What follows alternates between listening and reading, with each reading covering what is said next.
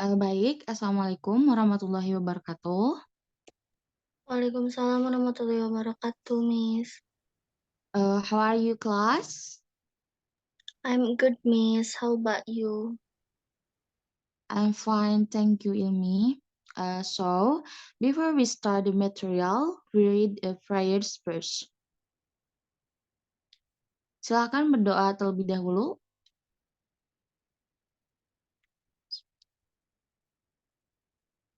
Oke, finish. Oke, siapa yang nggak masuk hari ini?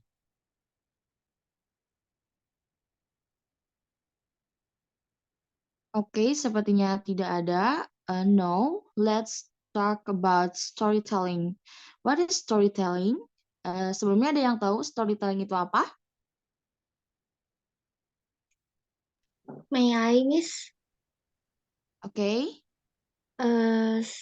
Setahu saya, storytelling itu adalah menceritakan sebuah cerita atau seperti dongeng, seperti itu, bukan, Miss? ya, iya seperti itu betul. Oke, make to slide, move to slide please.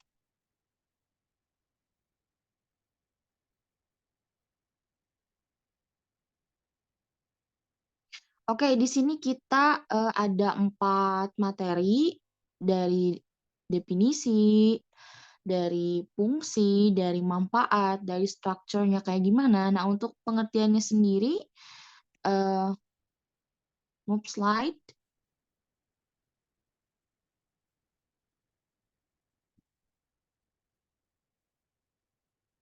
Nah, untuk pengertiannya sendiri itu storytelling is a activity or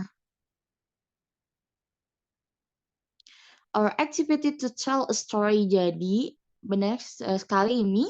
Tadi itu storytelling itu merupakan suatu kegiatan atau aktivitas untuk menyampaikan sebuah ide atau sebuah cerita. Nah, untuk sementara itu, seseorang yang menjalani kegiatan storytelling disebut dengan istilah storyteller, yang dalam bahasa Indonesia itu berarti pencerita atau pendongeng seperti itu. Nah, oleh sebab itu, maka seorang pendongeng pasti memiliki kemampuan storytelling yang sangat baik. Oke, next slide.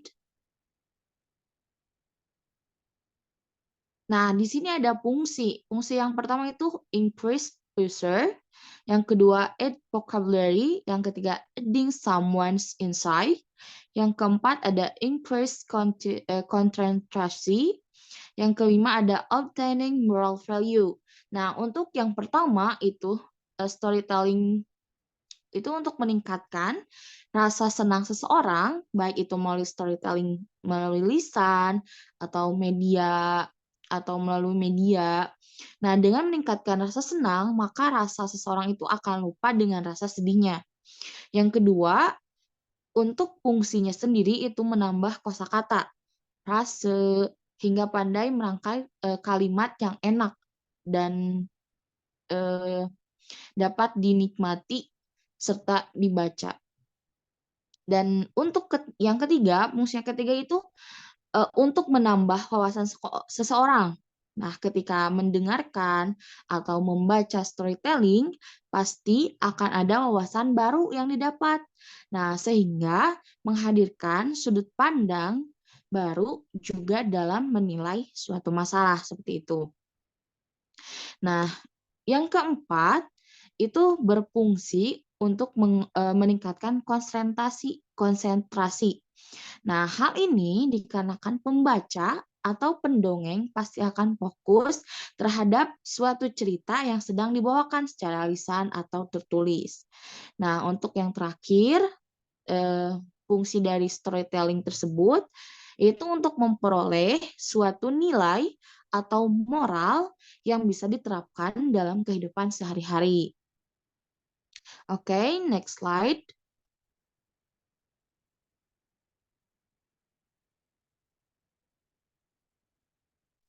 Nah, di sini ada manfaat.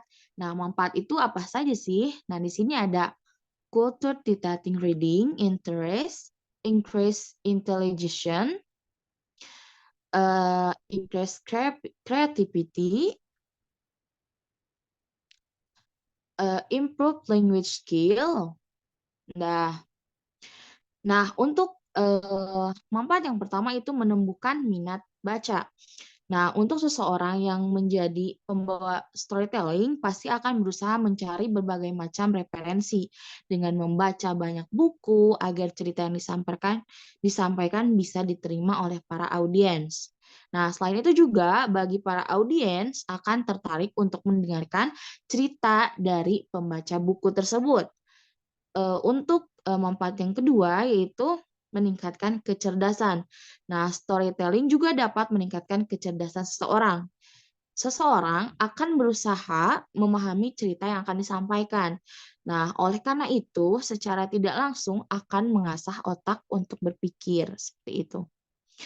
Nah, yang ketiga yaitu meningkatkan kreativitas. Nah, ketika membuat storytelling pasti membutuhkan ide atau konsep agar cerita yang disampaikan dapat menghibur para audiens. Dari ide atau konsep tersebut, kreativitas seseorang akan meningkat sehingga menciptakan berbagai macam cara agar audiens tidak merasa bosan. Dan yang terakhir yaitu meningkatkan kemampuan berbahasa. Nah, storytelling juga dapat meningkatkan kemampuan berbahasa. Nah, sehingga memiliki banyak kosakata baru.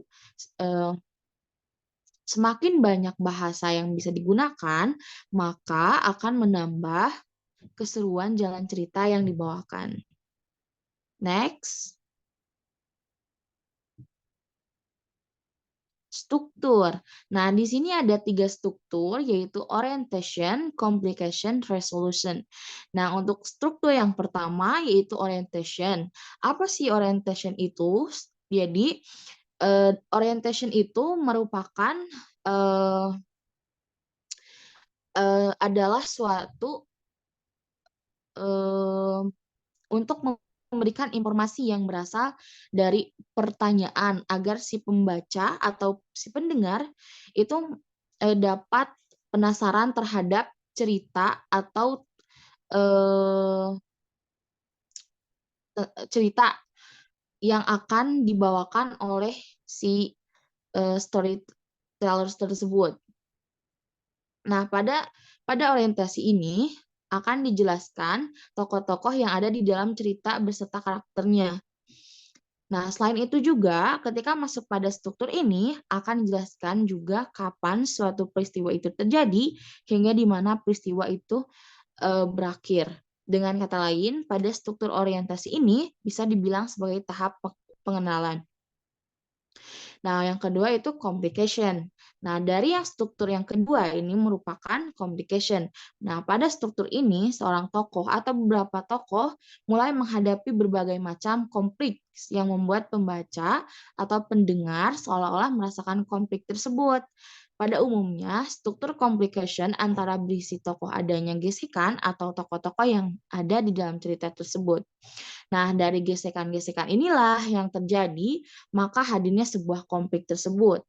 Nah, konflik ini bisa berbagai macam, bisa natural konflik, psikologikal konflik, atau sosial konflik. Yang terakhir, resolution. Nah, resolution ini merupakan tahap ketiga dari struktur storytelling. Nah, struktur ini terletak pada bagian akhir cerita. Setiap akhir cerita pasti berisi tentang penyelesaian dari konflik-konflik yang terjadi. Jadi setiap tokoh yang ada di dalam cerita akan menemukan sebuah penyelesaian.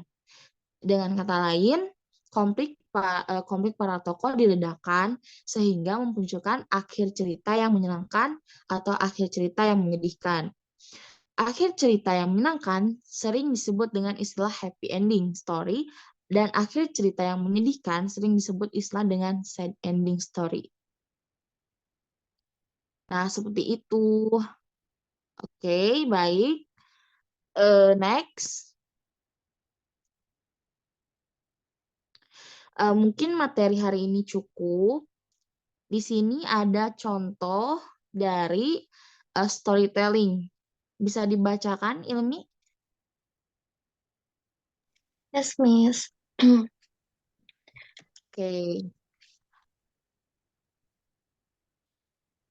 The Ant and the Dove.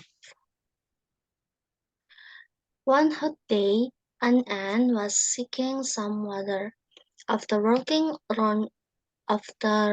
around for a moment,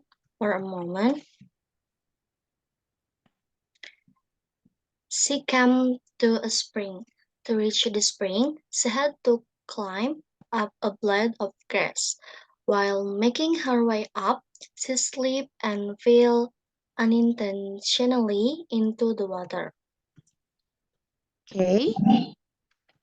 She could have sung if a dove up a nearby tree had not seen her.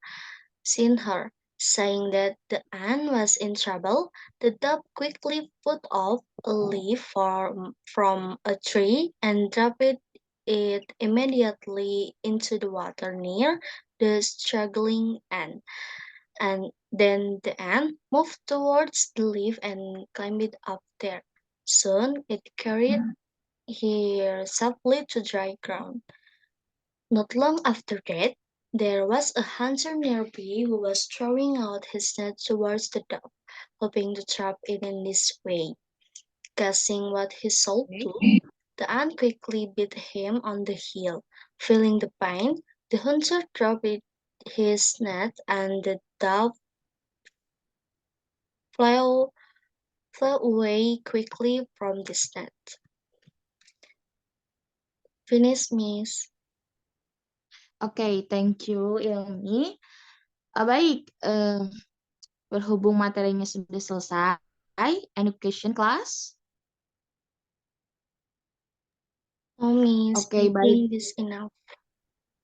Oke, baik. Jika tidak ada, maka saya akhiri pelajaran hari ini. Semoga hari kalian menyenangkan. So, enough.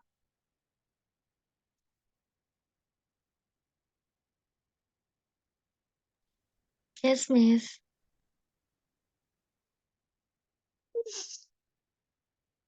Dah.